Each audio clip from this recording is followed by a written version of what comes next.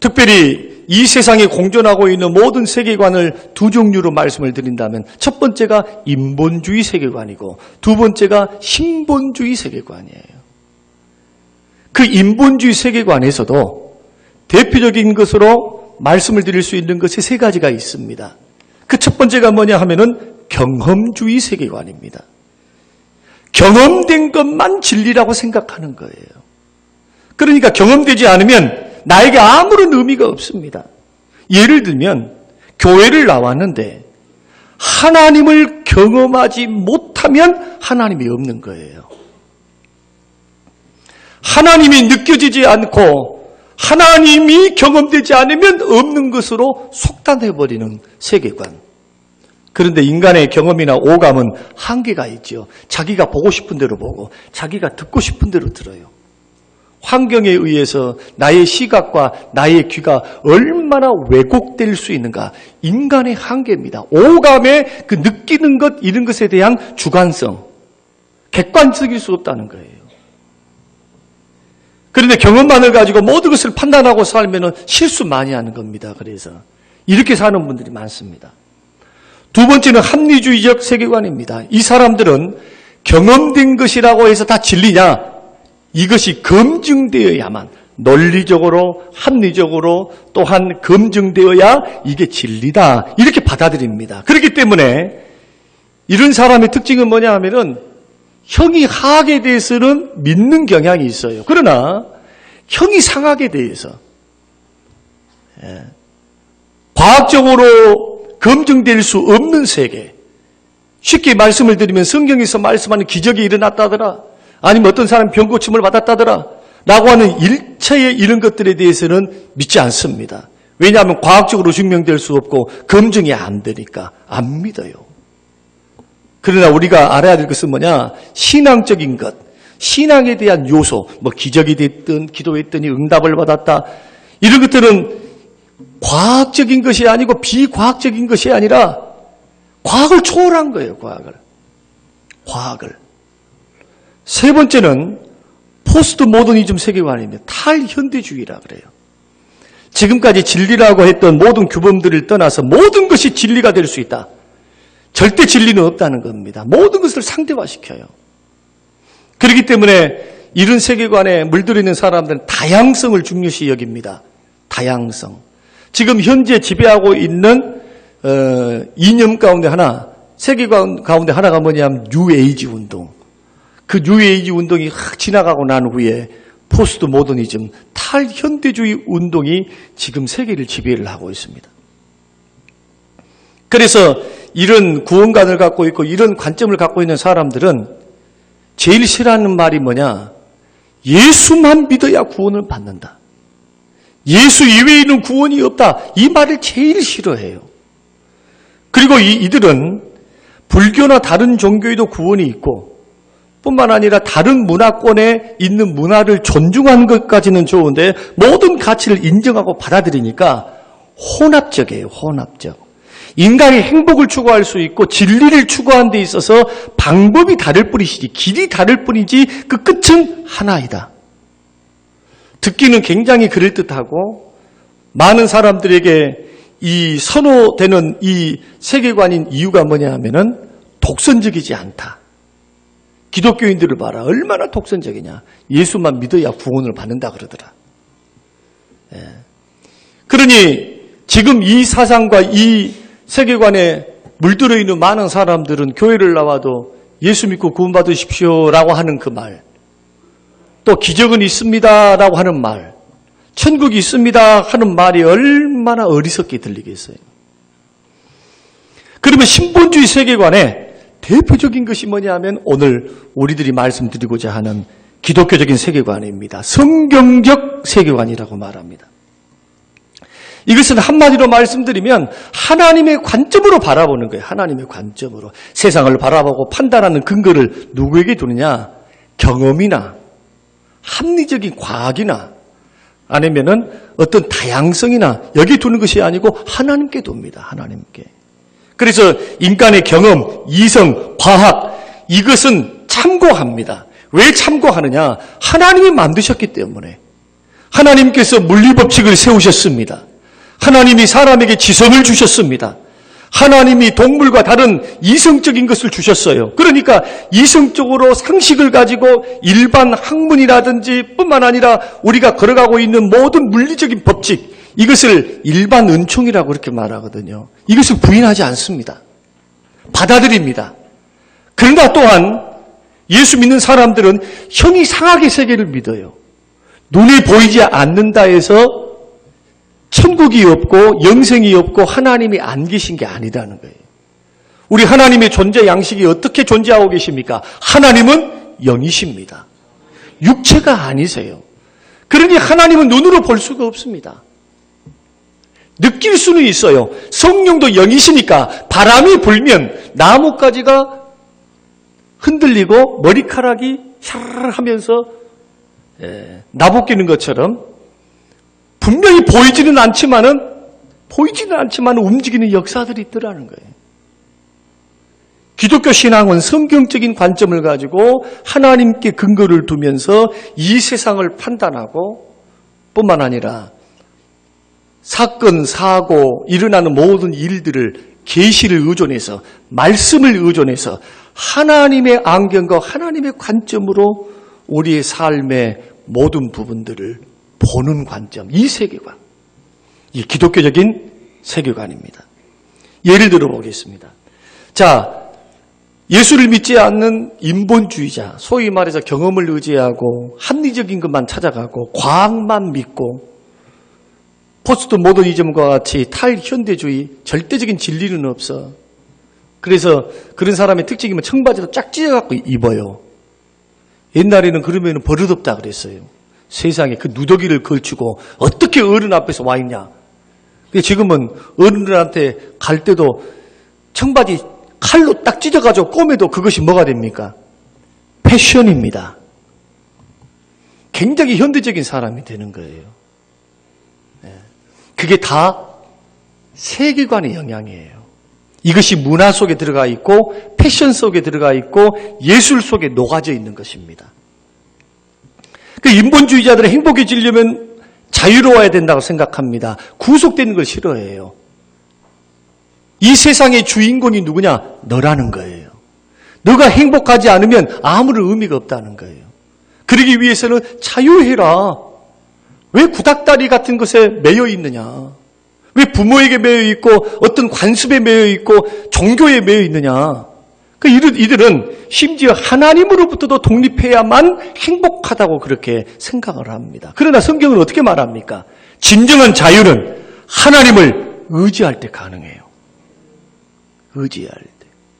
마치 이것은 뭐과 같느냐 하면은 어항 속에 있는 물고기와 같아요. 이 물고기가 어항 속에서는 자유롭게 헤엄을 치면서 삽니다. 근데 어느 날 물고기가 생각하기에 나는 너무나 좁은 어항에 살기에는 나는 너무너무 큰 사람인데 깝깝해서 못 살겠어. 그래서 큰 세계로 나가야 되겠다 해서 어느 날 큰 결심을 하고 이 물고기가 점프를 했습니다. 그리고는 어항 밖으로 나갔어요. 어항 밖으로 나간 순간 그 물고기는 사망했습니다. 질식해서 죽었어요. 마찬가지 이것이 성경이 말씀하고 있는 하나님이 만드신 피조물이기 때문에 또 만드실 때에 이 인생을 만드시고 사람을 만들 때에 하나님께 대하여 절대적으로 의존하는 존재로 하나님을 만드셨어요. 하나님과 교제하고 하나님과 함께하고 하나님의 은혜를 받고 하나님의 도움을 받고 이것이 사람을 만드신 하나님의 놀라운 섭리예요. 그런데 이 하나님으로부터 떠나라는 겁니다.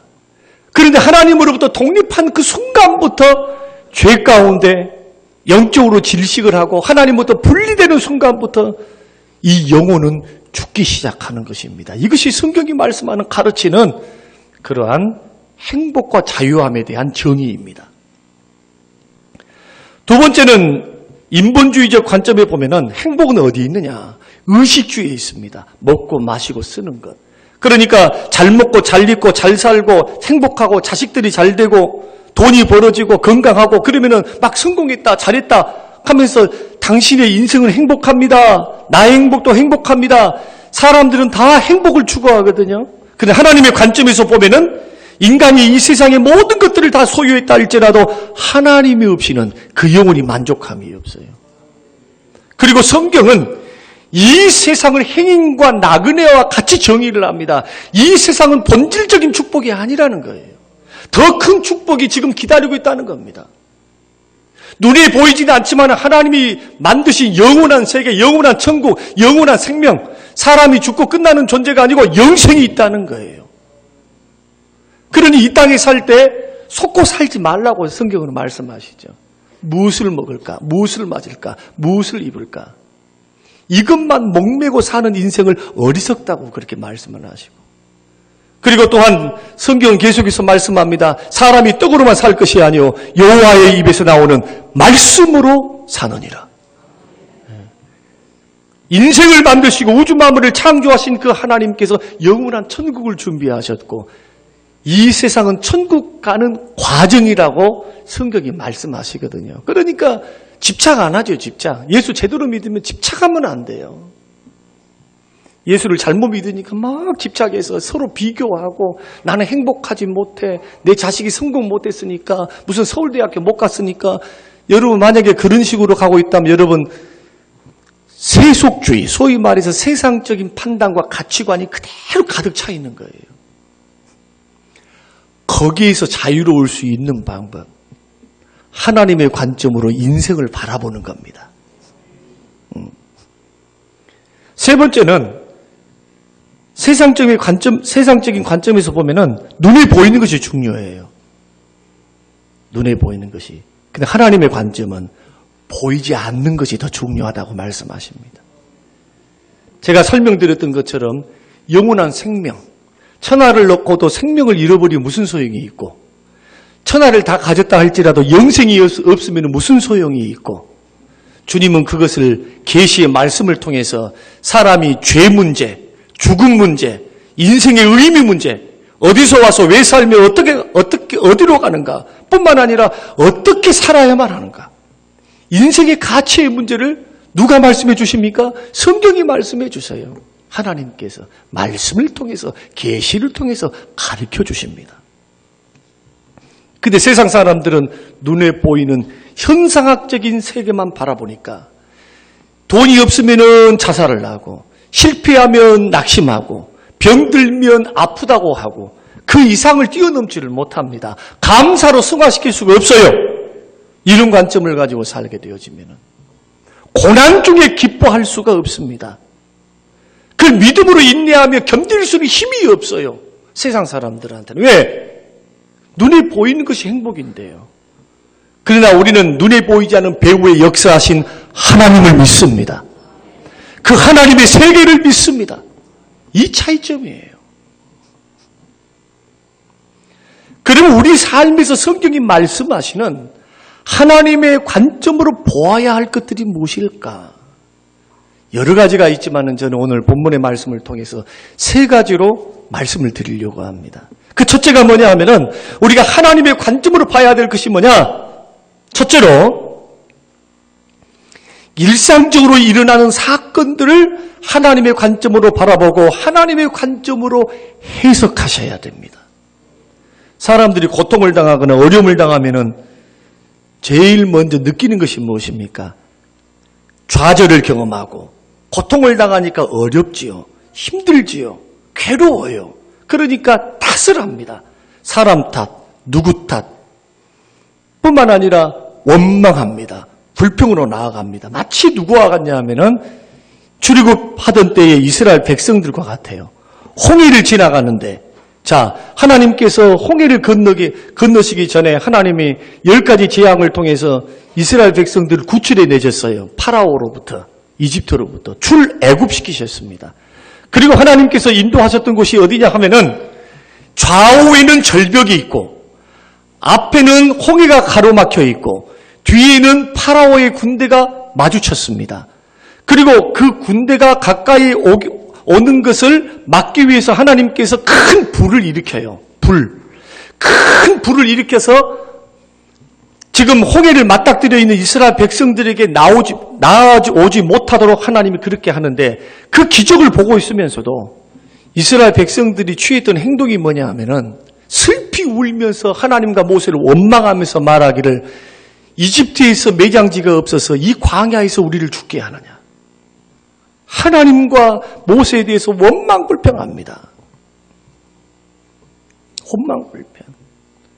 그런데 광야의 길을 통해서 홍해 앞바다까지 누가 인도하셨느냐 하면요. 인도하신 분이 하나님이에요. 사지로 모신 분이 하나님이에요.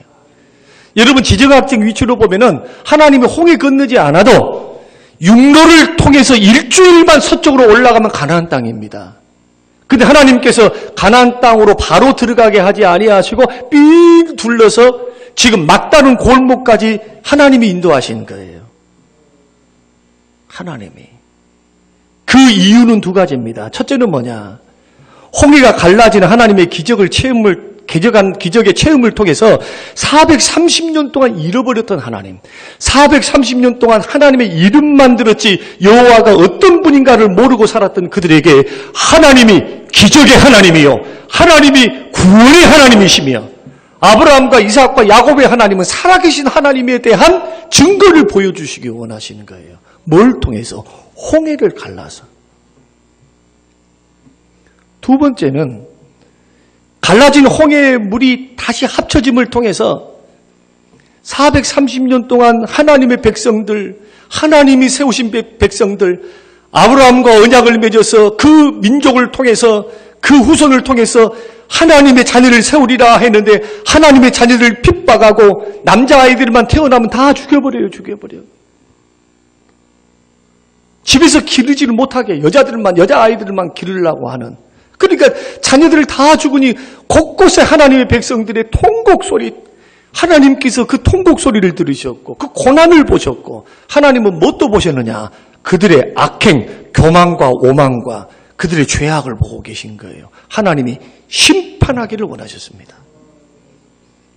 홍해는 하나님의 살아계심에 대한 기적의 현장이었고 홍해는 하나님을 떠나서 하나님의 백성을 괴롭게 만드는 자들에 대한 교만하고 오만한 자들에 대한 심판의 현장, 하나님의 심판의 현장이 홍해였습니다. 백성들은 원망불평했지요. 죽을 데가 없어서 나를 이렇게 사지로 모십니까? 모세야, 네가 하나님의 종이라면은 어찌 이런 일들을 하느냐? 그러니까 이들의 눈에는 뭔만 보이느냐 하면은 홍해만 보이고 뒤에서 쳐들어오는 군사만 보이고 옆에 있는 절벽만 보이지 하나님이 안 보여요. 딱 보이는 현상학적인 문제만을 가지고 모든 결론을 내려버립니다. 근데 모세는 틀렸습니다. 모세는 그런 백성들 울고 불고 원망 불평하는 자들에게 뭐라고 말씀합니까? 잠잠하라고 말씀합니다. 가만히 있으라고 말씀합니다. 그리고 오늘날 너희를 위하여 베푸시는 하나님의 구원을 보라. 하나님이 구원하실 테니까 다른 말 하지 말라는 거예요. 잠잠히 있으라는 거예요. 뭔 차이입니까?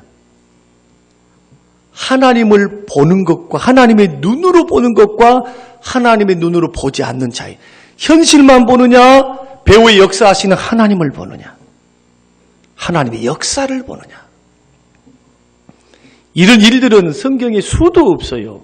민수기 13장의 말씀 보면은 가나안 땅의 12정탐꾼 이야기가 성경에 나옵니다. 똑같이 봤습니다. 12명이 40일 동안 정탐을 했어요. 들어가 보니까 너무 좋습니다. 그들이 한 목소리를 냈던 것이 있습니다. 그 한 목소리의 내용이 뭐냐 하면은 그 땅은 정말로 하나님이 주셨던 젖과 꿀이 흐르는 너무나 좋은 땅이었다는 거예요. 너무 좋다는 거예요. 그런데 평가가 엇갈려요. 어떤 평가? 그 땅에 있는 민족을 볼 때의 평가가 10명과 2명이 갈라집니다. 10명은 보니까 그들과 우리를 보니까 그들에 비해서 우리는 메뚜기더라. 그 말이 무슨 뜻입니까? 저 사람들은 상대할 수 없고 저 사람들과 싸우면은 우리 메뚜기 같으니까 100점 100배할 수밖에 없다.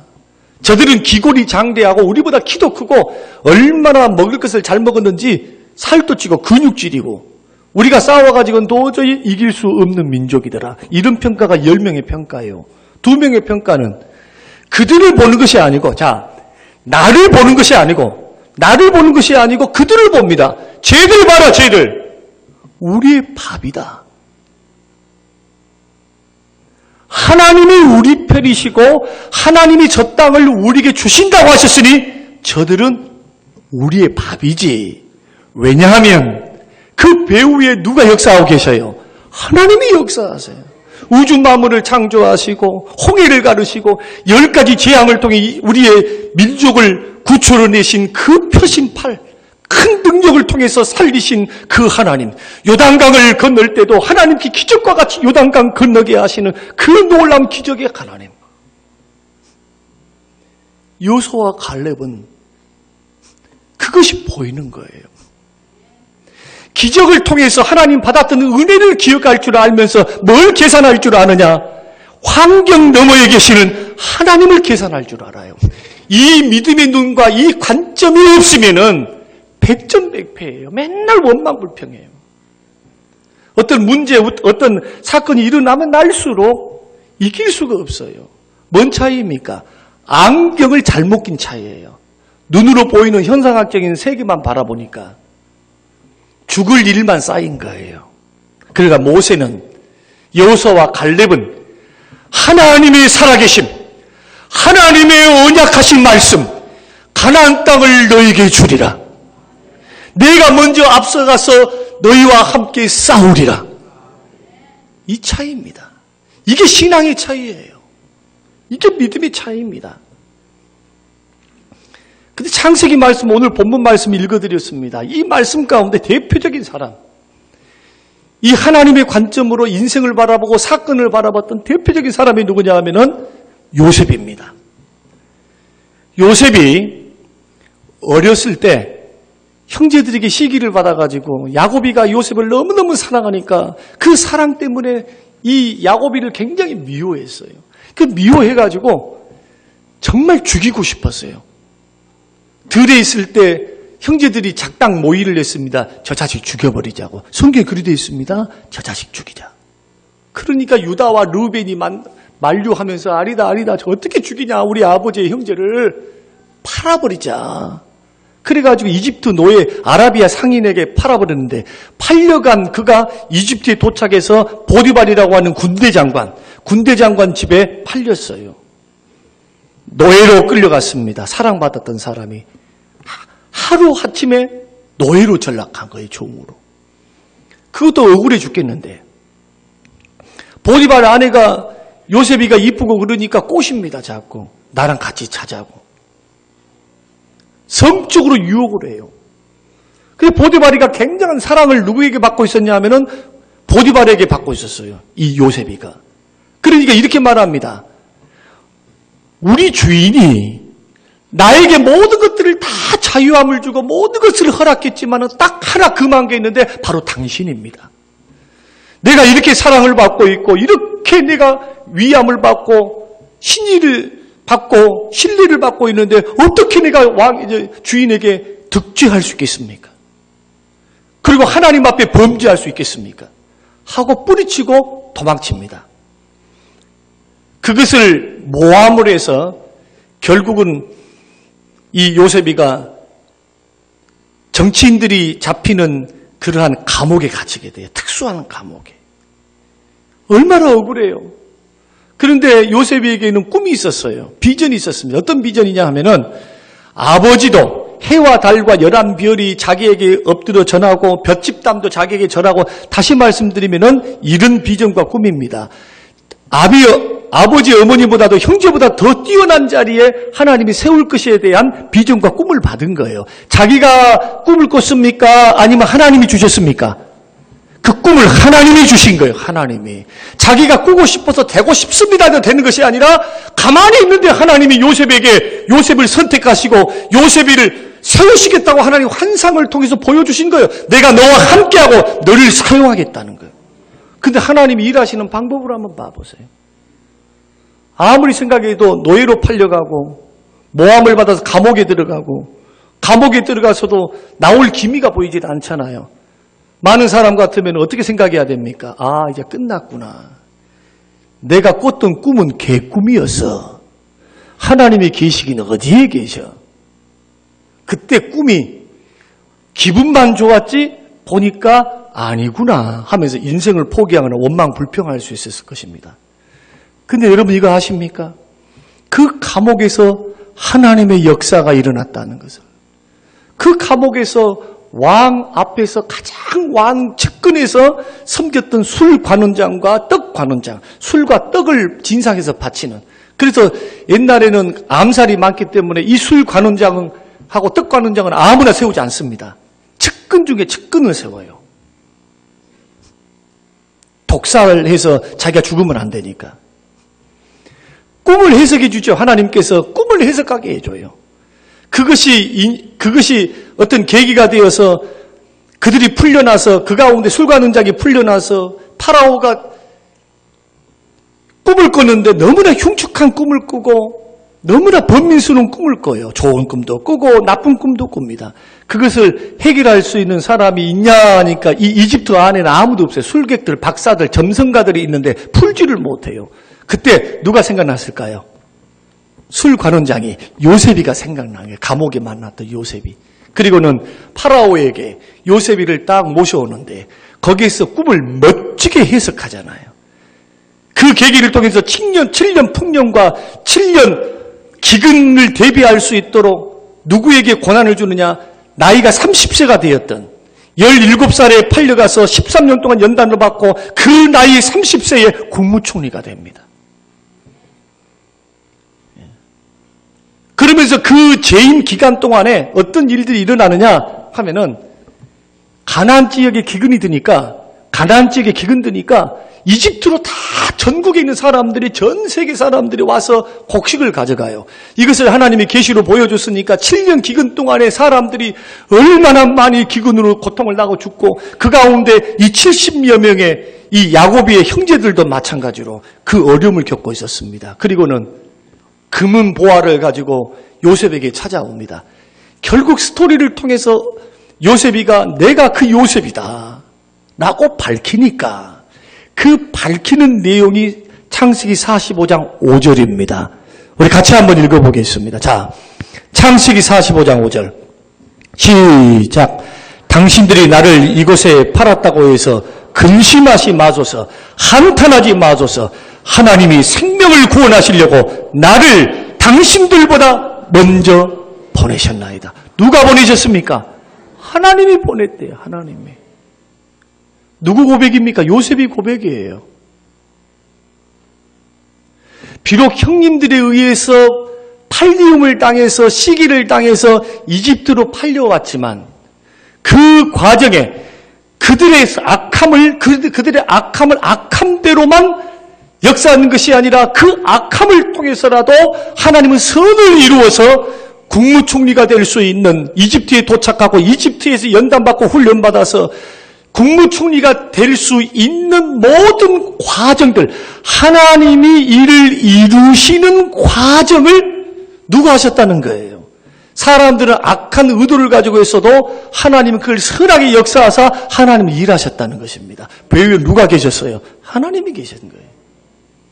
하나님의 간섭하심과 하나님의 섭리를 믿는 겁니다. 무슨 차이일까요? 관점의 차이예요. 시각의 차이입니다.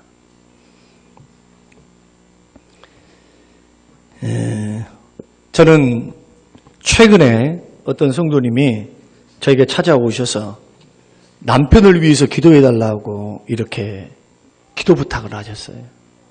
아무래도 목사님께는 꼭 알려야 될 것 같아서 목사님 기도해 주세요 하는데 그게 뭐냐면 남편이 암 진단을 받았다는 거예요. 서울대학병원에서 암 수술을 해야 하는데 목사님께 그냥 조용히 갔다가 그냥 하면은 또 목사님한테 안 될 것 같으니까 목사님 기도해 주세요. 그 말씀이셨습니다. 누구나 암 진단을 받으면 하늘이 무너질 것 같아요.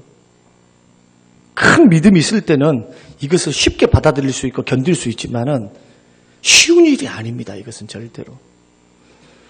근데 수술을 다 마치고 제가 전화를 들어 통화를 이렇게 하는데 그 나오는 말이 확신과 기쁨의 차이 있어요. 어떻게 말씀하냐 하면은 목사님 모든 것이 은혜였다는 거예요.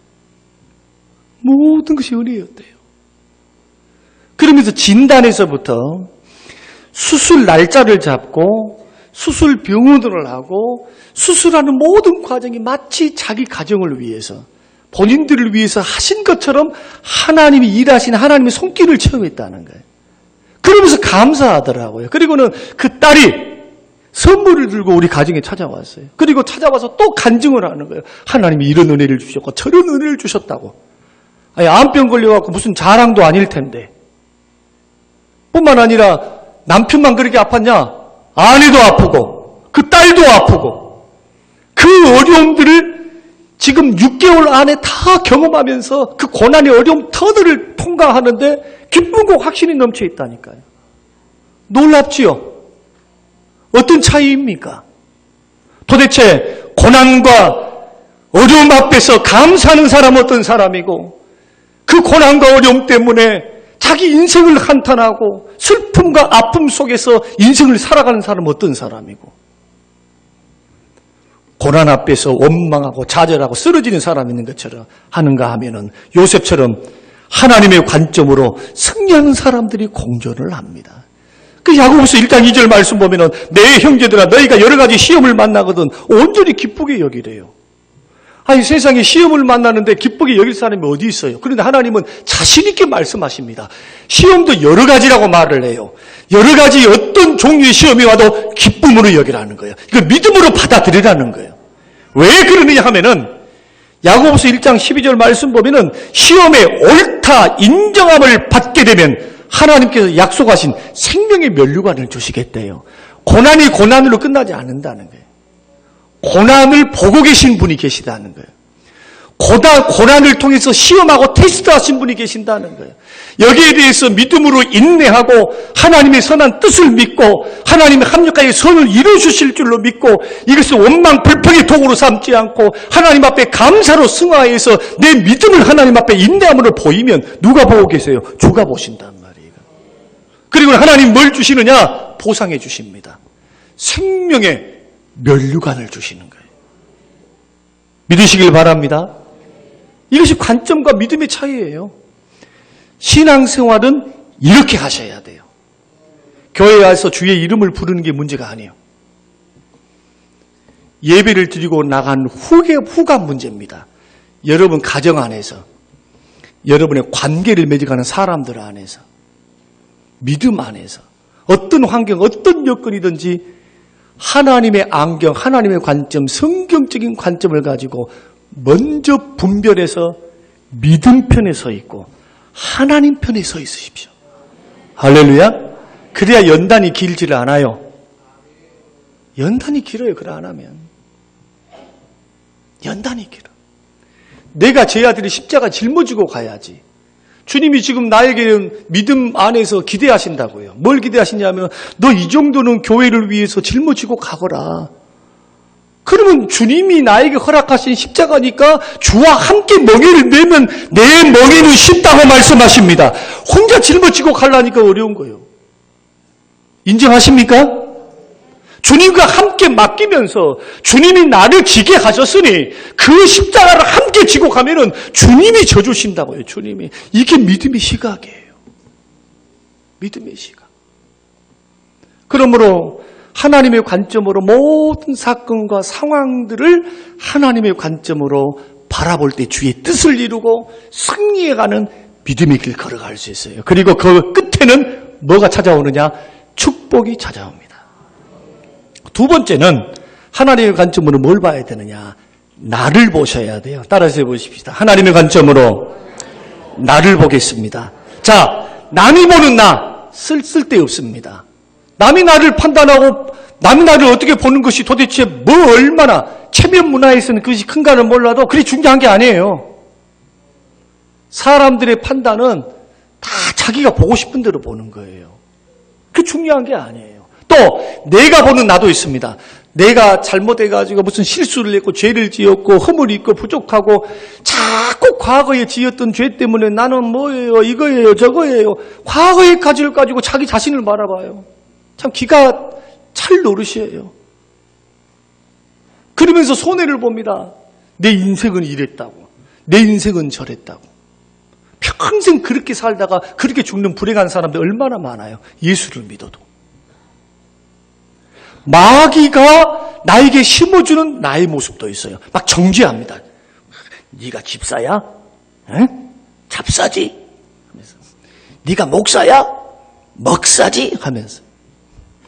목사님들끼리 서로 놀 때도 그렇게 놉니다. 안 목사 목사인가? 먹사지. 목회는 먹회야. 잘 먹을 줄 알아야 성도들이 좋아한다는 거예요. 그러면 성경은 뭐라고 말씀하시느냐?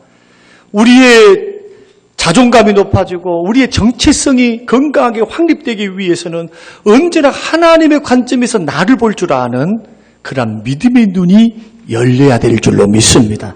창세기 1장 31절 하나님이 사람을 지으신 후에 하나님이 지으신 모든 것을 보시니 보시기에 심히 좋았더라.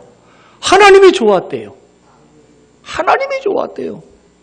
베드로전서 2장 9절 말씀에 너희는 택하신 족속이요 왕같은 제사장들이요 거룩한 나라요 그의 소유된 백성이니 나는 누구인가? 하나님 보시기에 심히 좋은 하나님의 형상을 따라 빚어진 하나님의 피조물이다.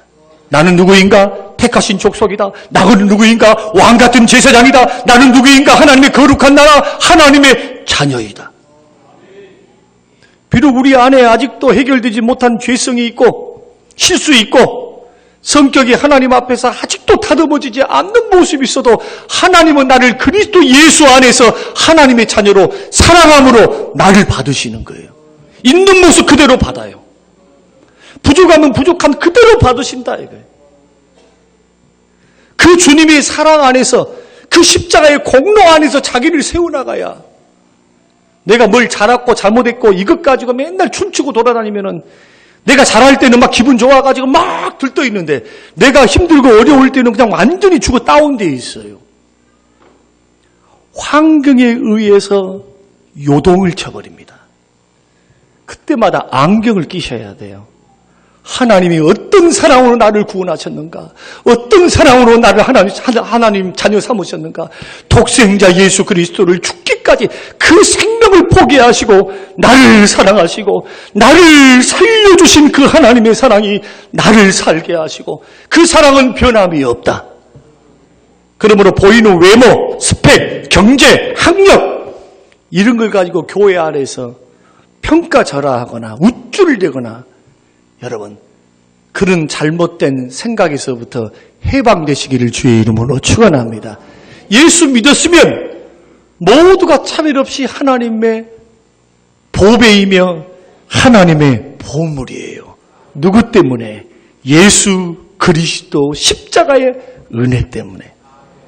옆에 계신 분들에게 이렇게 인사하십시다. 당신은 하나님의 보물이십니다. 시작. 당신은 하나님의 보배이십니다. 세상에 하나님은 그렇게 나를 보시는데 마귀에게 계속 속아요. 연약한 모습만 주목하게 해요. 마귀는 정죄하는 것이 이거예요. 자꾸 죄 지었던 것만 과거에 죄를 지었고 어쩌고 과거에 어떻게 이것만 바라보게 한단 말이에요. 자꾸. 그런데 하나님은 우리에게 뭐라고 계속해서 성경을 통해서 기록된 말씀을 통해 계속 말씀하느냐? 나는 너를 사랑한다. 나는 너를 버리지 않는다. 싫어버리지 않을게. 또 죄짓고 돌아와도 하나님이 또 용서해주고 또 죄짓고 돌아와도 용서해주고. 하나님의 사랑은 끝이 없어요. 그 사랑 때문에 우리가 사는 겁니다. 이 사랑을 받아야 자존감이 높아져요. 애정 결핍돼가지고 막 사람의 사랑과 애정을 구걸하지 않습니다. 주님의 사랑 안에 서 계셔야 돼요. 십자가의 구원의 그 은혜에 감격해서 날마다 나를 구원해 주신 그 은혜와 사랑에 감격해 있으셔야 돼요. 나 같은 것이 무엇인데 하나님께 이렇게 나를 사랑하셨는가? 독생자를 보내주시기까지 주께서 나를 사랑하셨도다. 여기에는 여러분의 노력이 들어가지 않습니다. 여러분이 무슨 11조를 많이 하고 무슨 기도를 많이 했으니까 하나님께서는 더 사랑하고 저 사람은 더 못했으니까 덜 사랑하는 이런 개념이 아니에요. 십자가를 통해서 주시는 공평한 하나님의 사랑. 이 사랑이 은혜입니다. 이 사랑 안에 서 계셔야 돼요. 나를 그렇게 바라보셔야 돼요. 자, 그러면 여기까지 보셨다면은 그 다음에 바라봐야 될 게 뭐냐면 남들도 바라봐야 됩니다. 하나님의 관점으로. 그러나 하나님의 관점으로 다른 사람들을 어떻게 봐야 될까? 오늘 우리가 3일상 말씀을 우리가 읽었습니다. 하나님은 사람은 외모를 보지만은 하나님은 마음의 중심을 본다고. 사랑하는 성도 여러분, 외모에 속지 마시기 바랍니다. 겉모양 스펙에 속지 마시기 바랍니다. 마음의 중심을 보세요. 그 마음속에 예수가 계시는가? 그 마음속에 주를 사랑하고 교회를 사랑하고 주의 종을 사랑하고 이런 마음이 있는가? 그 마음 중심을 보셔야 돼요. 그러나 겉으로 있는 모습들을 보게 되면 실수 많이 합니다. 또 인간관계를 맺어갈 때 실패를 많이 합니다. 그럴 줄 몰랐다는 둥 이런 말을 하게 돼요. 우리가 우리를 가꾸기를 원한다면 요즘 보니까 남자들도 성형을 하더라고요. 저도 오늘 보니까 좀 이뻐 보이시죠? 뭐 좀 발랐어요. 안 바르다가 한복 입은 다음에 조금 더 분칠을 조금 제가 비비크림이란 것을 남성용. 옛날에는 뭐 그런 것이 어디 있어요. 지금 남자들도 성형하지요? 외모 지상주의입니다. 나쁘다고 말씀드린 건 아니에요. 자기 관리하는 것이니까 자기 관리는 굉장히 좋다고 생각이 들어져요. 그러나 그게 전부가 아니다는 겁니다. 본질은 뭐냐? 속사람입니다. 여러분, 남들을 바라볼 때 어떻게 바라봐야 되느냐 하면은 옆에 있는 형제를 바라볼 때 어떤 스펙이라든지 어떤 돈이 많고 조금 남녀노소 빈부귀천 그게 중요한 게 아니에요. 예수 믿고 구원받아 교회 안에 딱 들어와 있으면은 그 사람 속에 지금 누가 살고 계실까요? 예수님이 살고 계십니다. 누가 그 사람을 받으셨습니까? 예수님이 받으셨어요. 그러니 악한 판단을 가지고 나하고 다르다 해서 자꾸 믿음 좋은 내가 믿음 없다고 하면서 막 이런 식으로 여러분 그 속에 누가 계세요? 예수님이 계세요. 나보다 남을 낮게 여겨야 존중해 주셔야 돼요. 나보다 나아요. 목사가 만약에 성도들을 나보다 못한 사람이다. 계급적으로 보면은 나는 목사이고 성도들은 양이다. 이런 식으로만 바라보면 어떻게 존경하고 어떻게 겸손히 나오겠어요. 그런데 성도님들이 나보다 낫다. 목사보다 나은 분들이다. 성경이 그렇게 말씀하시잖아요. 같은 관계를 맺어갈 때 나보다 남을 낫게 여기라고. 여기는 조건이 없어요. 목사, 소위 말해서 성도 이것이 없어요. 나이도 없어. 나이도. 어린 아이를 통해서 배울 수 있어요. 그러면 겸손할 수 있는 거예요. 나이가 들었다 하셔서 죄송하지만은 무조건 인사만 받는 것 아니에요. 형제들 나보다 낮게 여기면은 오히려 더 겸손하게 인사할 수 있습니다. 뭐 그것이 어려운 문제라고요. 어려운 일 아니에요. 교회 안에서는. 네. 이게 성경적인 가치관이고 성경적인 관점이죠. 그러나 유교적인 관점을 가져가면 서열을 세운다고요. 교회 안에. 직분도 계급이야. 성경적으로 하나님이 기뻐하지 않는 모습들입니다. 존경할 자는 존경해 줘야 되지만은 안경을 벗으셔야 돼요. 우리 형제들, 상대방의 형제들의 마음속에 예수가 계시기 때문에 그런 관점으로 늘 보셔야 돼요. 주님이 받으셨으면 됐습니다. 그분이 좀 실수를 하고 잘못하고 뭐가 있고 주님이 받으셨으면 돼요. 할렐루야. 하나님이 받으시면 되는 거예요. 하나님도 받으신다는데 하나님을 따라가는 사람이 못 받겠다 그러면 어떻게 돼요? 그러니까 사랑이 없어요. 사랑할 수 힘이 생기질 않아요. 이웃을 사랑할 수 힘이 안 생겨. 자기 판단이라고 하는, 자기 생각이라고 하는 그 안경을 벗기 전까지 주님의 안경으로, 주님의 관점으로 형제를 바라보는 그 안경을 새로 끼기 전까지 사랑할 수 힘이 생기지를 않는 거예요. 그 당사자가 변하기 되기 전까지 사랑할 수가 없어요. 그 놀랍게도 내가 하나님의 안경을 끼고 하나님의 성경의 안경을 끼면서 형제를 바라보기 시작하고 그 안에 있는 예수 그리스도를 바라보고 주님이 말씀한 것처럼 스펙 따지지 말고 나이 따지지 말고 모든 조건 따지지 말고 서로 나보다 남을 낮게 여기라. 더 좋은 사람을 여기고 더 똑똑한 사람을 여겨가는 그 믿음이 확립될 수만 있다면 그 말씀대로 볼 수만 있다면 얼마나 겸손하겠어요. 사랑하지 못할 사람 한 사람 없습니다. 품지 못할 사람 한 사람 없습니다. 오늘 저는 이 말씀을 통해서 우리의 인생과 삶을 걸어갈 때 하나님의 관점으로 세상을 바라보기. 세 가지 말씀드렸어요. 첫째는 일어나는 모든 사건만 보지 마라. 사건만 보는 사람은 소위 말해 두수, 세수, 네수 앞을 못 보는 게 바둑에서 말씀하면 적어도 예수 믿는 사람들은 세수 앞을 보셔야 돼요. 믿습니까? 세수 앞. 한 수 앞을 내다보는 것은 뭐냐? 보이는 환경 너머에 주가 계신다. 첫째, 주가 계신다. 두수. 이 환경을 합력하여 그 하나님이 선한 방향으로 역사하신다. 두수. 세수. 아무리 힘들고 어려운 문제라 할지라도 믿음으로 인내하고 내 믿음을 하나님 앞에 보이면 하나님은 슬픔이 기쁨이 되게 하시고 저주가 축복이 되게 하시는 은혜를 누리게 하신다. 예수 믿는 사람들은 세수를 내다볼 줄 알아야 돼요. 나를 바라볼 때도 주님의 눈으로 바라보십시다. 그래 다음 주에 숙제가 뭐냐? 일주일 동안 아침에 딱 일어나시걸랑 거울 앞에 딱 섭니다. 거울 앞에 섰을 때 세수 안 해도 괜찮아요. 거울 앞에 서서 다음 주 주일날 설교 때 손들어 보라 할 테니까 일주일 동안 가셔가지고 그렇게 하셔야 돼요. 거울에 딱 보시면서 이름을 딱 불러가면서 미소를 지어야 돼요. 찡그리고 있으면은 상대방 내가 찡그리고 있어요. 마음이 불편해. 웃어야 돼요. 웃으면서 자기 이름을 부르면서 이렇게 고백하십시오. 성주야, 하나님이 너를 사랑하신다. 너무너무 사랑하신다. 너를 사랑해서 기쁨을 이기지를 못하신다. 누구 말씀인가요? 스바냐 3장 16절 말씀. 하나님이 너를 사랑하되 잠잠히 희딱희딱 하시지 않고 하나님이 나를 잠잠히 사랑하신다. 있는 모습 그대로 하나님은 너를 사랑하신다. 너의 가능성을 믿어주신다. 그분이 하나님이셔. 너 하나님 사랑 믿지? 하면서 하나님이 나를 사랑한다고 고백해 보세요. 하나님이 내 편이셔. 하나님이 너 편이야. 이 말씀 듣고 나니까 시편 말씀이 생각나잖아요. 내 영혼아 어찌하여 낭망하고 실망하는고, 내 영혼아 어찌하여 낭망하고 실망하는고, 너는 하나님을 바라보라. 하나님을 바라보라.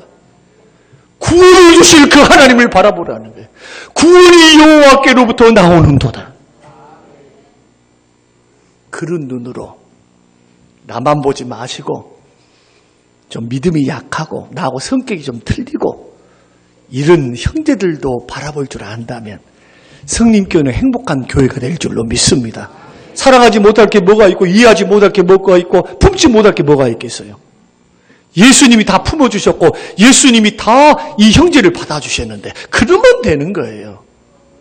예수라고는 공통분모 안에서 우리 모두는 하나입니다. 하나님의 관점으로 인생 바라보시고 세상 바라보시고 나를 바라보시고 형제를 바라보셔서 주의 뜻을 이루시고